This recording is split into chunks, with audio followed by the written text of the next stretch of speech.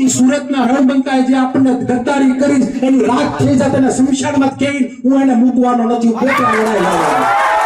આને એટલે કહું છું કે એને પીઠમાં ખંજર પ્રજાને માર્યું. કોંગ્રેસ પાર્ટીને નુકસાન કર્યું છે, સાથે સાથે પ્રજાને માર્યું. આ મીડિયા મારફત ઈ 3 ટેકેદારો, આ મીડિયા મારફત ઈ કોંગ્રેસનો ઉમેદવાર, તમારે જ્યાં કોઠીમાં ભાજપની આટમાં હંતાઓને હંતાઈ જાજો. તમારે CR પાટીલના ઘરમાં રહેવા જવું હોય તો જતા જાજો. 7 તારીખ પછી મારી લડાઈ ચાલુ થાય. સુરતમાં કા તમે રહે અને કા પ્રતાપ દુધાત રહે, તમને બતાવીશ કોંગ્રેસની ગદ્દારી કરવાથી પરિણામ શું આવે એ આવનાર દિવસોમાં હું તમને ન્યાવીને બતાવીશ. નમસ્તે દોસ્તો, હું છું તમારો મિત્ર ગોપાલ ઇટાલિયા. અને સુરતની અંદર ભાજપના લોકોએ ગુંડાગીર્દી કરીને, તાનાશાહી કરીને, દાદાગીરી કરીને, લુખ્ખાવેડા કરીને, સત્તાનો ભયંકર દુરુપયોગ કરીને જે કાંઈ પણ ગુનાહિત કૃત્યને અંજામ આપ્યો છે એનાથી સમગ્ર દેશની જનતા દુઃખી થઈ છે, નારાજ થઈ છે, નિરાશ થઈ છે. લોકોને એમ છે કે કમસે કમ ચૂંટણી આવશે ત્યારે અમે અમારો ગુસ્સો નીકાળી શકીશું, અથવા ચૂંટણી આવશે ત્યારે અમે કમસે કમ સરકારો બદલી શકીશું. પણ હવે તો ભાજપવાળા ચૂંટણી જ ન આવવા દે તો જાવું ક્યાં, એ વાતની ચિંતા એક જાગૃત નાગરિકને સતાવી રહી છે. હવે એ વિષય ઉપર લાંબી ચર્ચા આજે નથી કરવી. આજની ચર્ચાનો વિષય છે નોટા. કેટલાય બધા લોકોના મનમાં એવો પ્રશ્ન છે કે આ બિનહરીફ કેવી રીતે જાહેર કર્યા, નોટાનું બટન તો ત્યાં હોવું જોઈએ, નોટાએ ફોર્મ પાછું નથી ખેંચ્યું, વગેરે વગેરે. મને ખૂબ બધા ફોન આવ્યા. હવે બધાને મેં ફોન ઉપર જવાબ આપ્યો. પછી મને એમ થયું કે હવે આ પ્રશ્ન તો હજારો લોકોના મનમાં ચાલતો હશે કે બિનહરીફ કેવી રીતે, નોટા તો છે જ.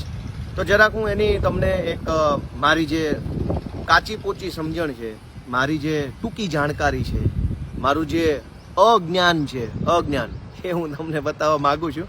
કેમ કે હું જ્ઞાની માણસ નથી. તો મારું નોલેજ એવું કહે છે કે નોટાનો મતલબ છે કે મને ઉપરમાંથી કોઈ વ્યક્તિ પસંદ નથી. નોટાનું બટન એટલે છેલ્લે મૂકેલું હોય કે 1 થી 10 ઉમેદવાર હોય, 1 થી 20 હોય કે 1 થી 50 ઉમેદવાર હોય. એ 1 થી 50 ઉમેદવાર મને પસંદ નથી તો મારે નોટા દબાવવાનું છે. એટલે કે કોઈ પસંદ નથી મને. તો કોઈ પસંદ નથી એવું બટન દબાવવા માટે પણ 4-5 લોકો તો જોઈશે ને લિસ્ટમાં. 4-5 લોકો જ નહીં હોય તો એવું કેવી રીતે કહી શકાય કે મને કોઈ પસંદ નથી? મતલબ કે આપણી સામે 2, 3, 4, 5 વિકલ્પ જ નથી. તો વગર વિકલ્પ એવું કેમ કહેવું કે મને એક પણ વિકલ્પ પસંદ નથી? એટલે મને કોઈ વિકલ્પ પસંદ નથી એવું કહેવા માટે પણ વિકલ્પ હોવા જરૂરી છે, જે સુરતના કિસ્સામાં નથી મળી રહ્યા. તો સ્વાભાવિક છે એવી દલીલ થાય કે ભાઈ ભાજપ અને નોટાની વચ્ચે ચૂંટણી થવી જોઈએ. ઘણા લોકો એવી ચર્ચા કરી, મને ફોન આવ્યા, મેસેજ કર્યો કે ભાઈ એક બટન ભાજપનું, એક બટન નોટાનું, 2 બટન ઉપર ચૂંટણી થવી જોઈએ. પણ દોસ્તો, એ ચૂંટણીનો કોઈ મતલબ નથી. કારણ કે હું સમજાવું કે ધારો કે નોટાની અને ભાજપની ચૂંટણી થાય અને ભાજપને 1 મત મળે, ખાલી 1 મત, સિંગલ 1 મત, એટલે ભાજપ જીતી જાય. શું કામ? કે નોટામાં પડેલા મત જે છે એની કોઈ વેલ્યુ નથી, કોઈ વેલ્યુ નથી. એટલે કે હું ઉદાહરણ તરીકે સમજાવું કે ધારો કે દાખલા તરીકે કહું છું કે સુરતની લોકસભામાં 1000 મતદારો હોય, કુલ ટોટલ દાખલો કરું છું એટલે ઓછો આંકડો લઉં છું, આમ તો 17-18 લાખ મતદારો છે. પણ ધારો કે 1000 મતદારો હોય આખી લોકસભામાં ટોટલ, એ 1000 મતદારોમાંથી 9999 મતદારો નોટાનું બટન દબાવે અને એક અંધભગત ભાજપનું બટન દબાવે તો ભાજપ વાળો જીતી જાય. અને 9999 મત વાળું નોટા છે એની કોઈ વેલ્યુ રહેતી નથી. ટૂંકમાં ઘણા લોકો એવી અફવા ફેલાવે છે કે નોટાને બહુ ઝાઝા મત મળી જાય તો ફરીથી ચૂંટણી થાય. એ વાત ખોટી છે. ઘણા લોકો એવી અફવા ફેલાવે છે કે નોટાને ઝાઝા મત મળે તો નોટા જીતી જાય સામે. એવું કંઈ હોતું જ નથી. નોટાને મળેલા મતની કોઈ વેલ્યુ નથી, કોઈ ગણતરી નથી, કોઈ કિંમત નથી, ક્યાંય એનું ધ્યાને લેવામાં આવતું નથી.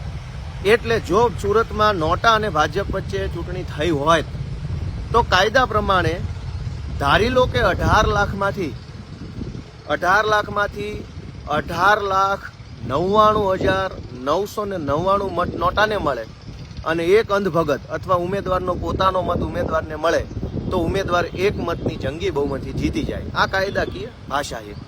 એટલે નોટા અને ભાજપ વચ્ચે ચૂંટણી કરવાનો કોઈ મતલબ જ વધતો નથી, કેમ કે એનો કોઈ ફાયદો નથી. ચૂંટણી થાય ને મત નોટાને વધુ મળે તો કોઈ મતલબ વધતો નથી.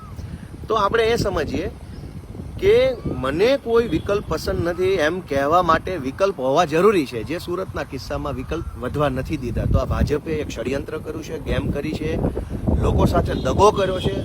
લોકોનો ચૂંટણીમાંથી જ વિશ્વાસ ઉડી જાય, લોકો ચૂંટણી ઉપર વિશ્વાસ કરવાનું બંધ કરી દે, એટલી ક્રૂર રીતે ચૂંટણી પ્રક્રિયાની મજાક બનાવવાનું કામ ભાજપના લોકોએ કર્યું છે.